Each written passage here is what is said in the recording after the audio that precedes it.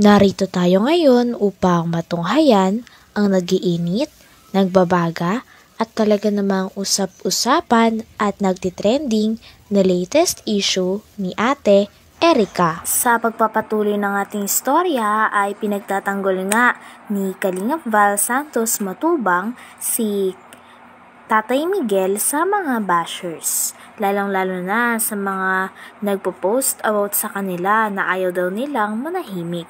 Sinabi nga ni Kalingap Val na bakit daw nila papatahimikin ang mga matatanda at dahil meron naman daw talaga silang freedom para ihayag ang katotohanan.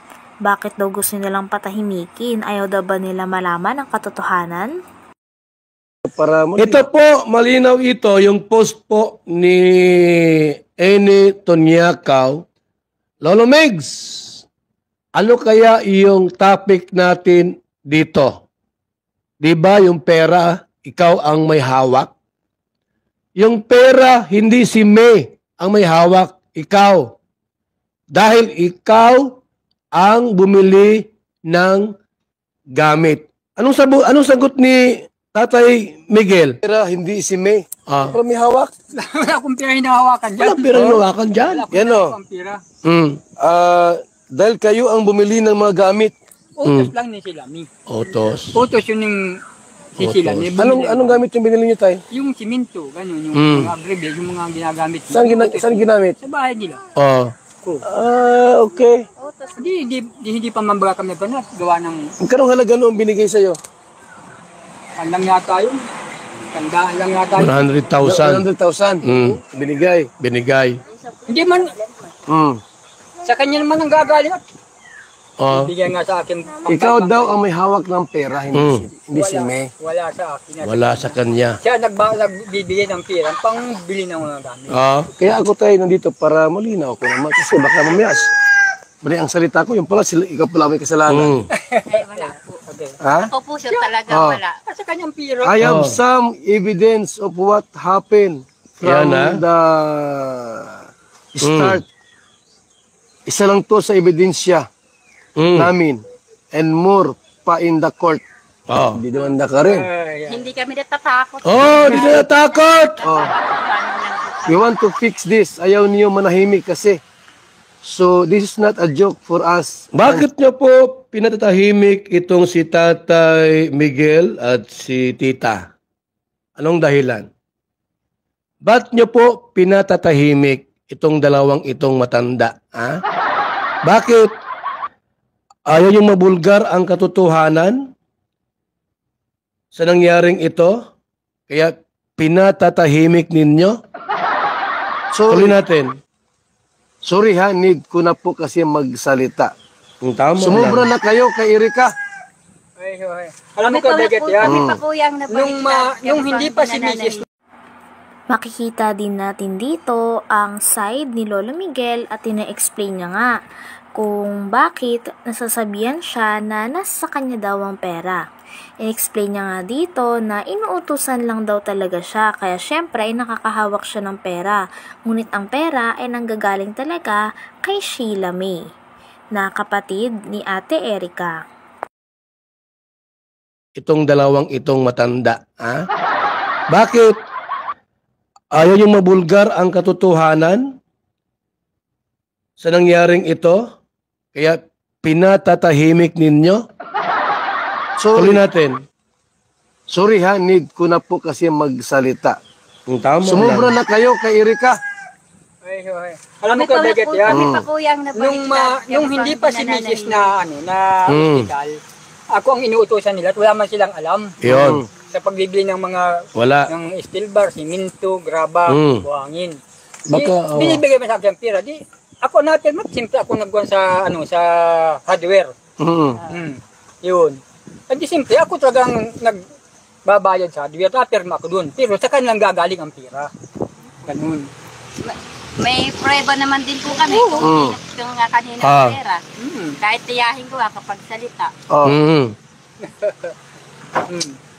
So, sumubra na kayo kay Erica. Sabihin ko sa iyo, hindi kayo obligasyon ni Erica. No, hindi. Ang dami po pang anak sila. Ang dami pong mga anak. Ang dami. Dapat may obligasyon sa inyo.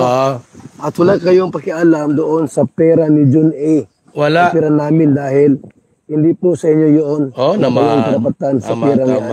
Wala ko karapatan dahil nagpapatulong sila sa akin. Ang sabi, tulungan, at wala silang alam, magbili ng magpagawa ng bahay. Ako nagkuha ng bahay na yun. At yung bahay pong yun ay sa barangay. Sa barangay. Loteng yun. Ako ang nagbili yun. Ngayon, ang sabi ko, doon sa binili nyo, nakuha, at ganyan din nangyari, walang kuryente, di itong madali at may kuryente. Tama. O di, pig ko namin yung kuryente, pinalo up namin, nagkaroon ng kuryente. Ayun ang pinagawa namin para madali-dali nga. Ay, pira sa sabi na ako naghawak ng pira, hindi, wala sa akin. Hindi. Sila nagbibigay ng pira sa akin na pambayad sa mga biyaga. Inutusan ka lang. Yun. Inutusan nyo na lang ha. Inyo pala. Kung kakaganyo, hindi ako masunod sa kanila. Bakit tayo nagkaano kayo ni Shilami at Erika? Bakit pala inutusan kanilang bumili ng mga materialis? Tapos ano nangyari pagka doon na nga po sa hiwalay kayo? Nung si Mrs. Hospital. Hospital.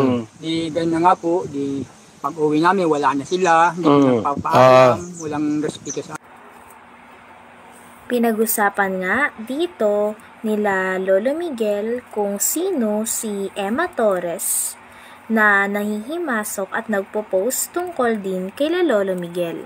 Sinabi naman nila Lolo Miguel na maging sila din daw ay hindi kilala talaga yan dahil nakilala lang daw yan ni Sheila May na kapatid ni Ate Erika at kausap niya at kasabuatan niya pa sa pagbawi ng pera kay Kalinga Prab. At kinausap nga din nila si Sir Jun A. Yung sinasabi niya, meron din katotohanan. Kaya pumunta ako dito. Hindi po kami natatakot, Kuya Bal. Nakakatotohanan lang. Totoo niya, inutusan niya ako. Inutusan. At marunong akong magkuhan sa Hardware. Yan Kuya Bal, babae na yan. Ito yun. Opo, yan. Yan. Yan ha? Opo, yan. Yan, ganda. Kalinga po. Siya no. Butog din ang masyado. Butog ka daw. Yan po Kuya Bal. Hindi ako may sabi niyan, into niya ka, huwag ka magalit sa akin. Ha? Si Lolo Miguel ang may sabi niyan, hindi ako. Butog ka daw. Ibig sabihin ng butog, sinungaling. Hindi ako may sabi, si Lolo Miguel. Araw po yung kausap ni May, umaga, gabi. Yan mukha na yan. Yan. Gawa ko ng thumbnail. And Tanyakaw Torres Butog. Huwag kang magalit. Hindi ako may sabi niyan, yung tiguang. Itong babaeng ito ay pumasok sa buhay ninyo. Pumasok, alam. Sila May. Halungkat niya Sino ba ito? Si Meteoris po yan. Kilala niyo ba ito? Si Torres daw. Di na Torres yan, Tanyakaw na yan. Hindi ko pa nga nakita. So, Personal. Yan. Ngayon ko lang nakita. Bakit nakialam sa buhay ninyo? Yun lang. Lagi po kausapin. Marites ay. Marites yan. Sira-siraan kayo. Hindi ko po nakikita. Ngayon lang yan. Ayun lang. Tanong bakit pumasok sa buhay nindo? Hindi niya alam. Alam ko. Marites. Pero hindi legit. Ako po mga kalingap, mga kaibigan, ako po ay Marites. Sabi ng iba, Kuya Bal, ba't nakikaalam ka dyan? Marites ako ay. Ako'y chismoso. Pero legit akong chismoso. Igwa ako nito, Yan, License to Marites. Mahalaga ini. Ako magka-radyo digdi sa daet. Igwa ng registration. Lahat ng mga Marites na reactor, nabigyan ko nitong mga lisensya. Number 1, si Bopel. Number 1 Marites yan ay. Tapos si Cell TV PH. May mga license to Marites yan.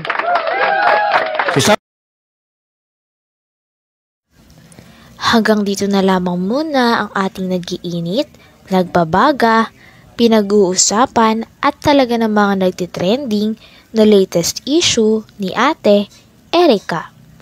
Maraming salamat sa inyong panunood.